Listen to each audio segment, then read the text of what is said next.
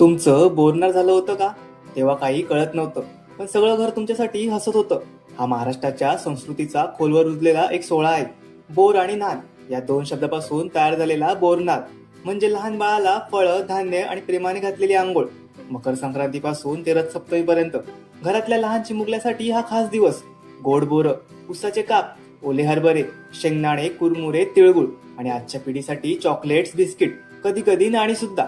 बाळाला काळे कपडे घातले जातात, अंगावर हलव्याचे दागिने आणि डोक्यावर मुकुट. पाटावर बसून औक्षण केले जाते आणि मग डोक्यावर ओतलं जातं बोरनाद आणि अंगण आनंदाने भरून जाते. आणि मग सुरू होते लहानग्याची खाऊ गोळा करण्यासाठीची ती लूट. हीच तर खरी बालपणाची श्रीमंती. बोरनाद म्हणजे फक्त परंपरा नाही, हिवाळ्यातील पौष्टिक अन्नापासून बाळाचे आरोग्य जपण्याचा विचार, नव्या बाळाचे कौतुक आणि वाईट दृष्ट दूर ठेवण्याची श्रद्धा. तुमचं बोरनाद झालं होतं का? किंवा तुमच्या घरात आजही हा सोहळा होतो?